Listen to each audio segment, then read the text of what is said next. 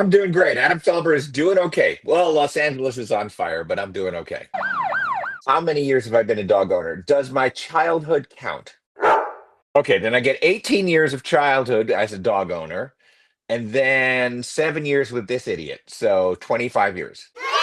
There's such a thing as a dog owner license. Am I licensed to be a dog? I don't. But you know what? Before they make you have a license to own a dog, they should make you have a license to own a kid. He and I pulled away from the hospital with our first kid, and they just kind of like loaded the baby into the car seat in the back, and we had to drive away. We were like, we're just allowed to do this. We're leaving the hospital with a human being and nothing, no papers. Am I implying that humans are more important than dog children? Let me think about that. Yes. Yeah, no, I'm not implying it. I'm saying it out loud. People say my dog is invisible in photographs. I have to admit it's true. Even the most modern iPhone and Android cameras actually do pick up my dog really well. But for the first 5 years of my dog's life, she did not show up in photos. Yes, we do have cats. We have two cats. The dog kind of gets along with both cats. The two cats are such mortal enemies that one of them has had to move out of the house. Cat and cat war, and it's all the exile cat's fault. When we moved in the kitten, the existing cat was like, "I hate kittens. I'm gonna hiss at her. I'm gonna jump on him. I'm gonna jump on him whenever he's in the room. I'm gonna be mean to him." And that is how my kitten learned to socialize. And I don't think the older cat noticed day to day the kitten getting bigger and bigger and bigger until one day the jumping was reversed, and now the other cat has moved outside.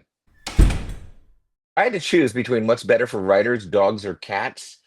Uh, I think for most writers, the answer is dogs. Because if you're a writer, you need something that's going to get you up out of your chair every hour or two, something that's going to bug you, something that needs a walk. A cat, you can. A cat is a ticket to thrombosis. Because yeah, cat doesn't care if you move. Yeah, the cat is sitting there going like, "Hey, he hasn't moved in 3 hours, not for nothing, but this could be dinner time." But but a dog needs you to take them for walks. They need you to pet them, and writers need little rhythm breaks. That's why so many writers historically were smokers. They need things to pace themselves. Does my dog have any bad habits? Well, it's not a habit per se, but my dog is a poodle mix. So, what that means is if you don't get her groomed on the regular, there's going to be fur and foulness related problems in the rear quadrant. Have I ever considered it a hairless dog? All Shaving the your dog. time, shaving, all the time. I think of such things because all you do is you miss a few weeks of grooming, and all of a sudden it's hellish back there. It's worse than the LA landscape right now. My dog name is Luna. She's 7 years old.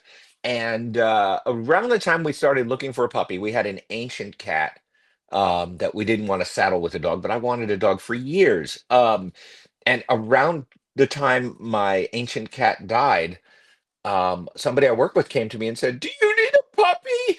And she had gotten a cockapoo for her family because her son was very allergic, but he was still allergic to the cockapoo. So out of nowhere, we were given Luna, a 5-month-old, fully housebroken, beautiful cockapoo puppy. This has been a great interview, Vicious Al. Thank you for talking to me.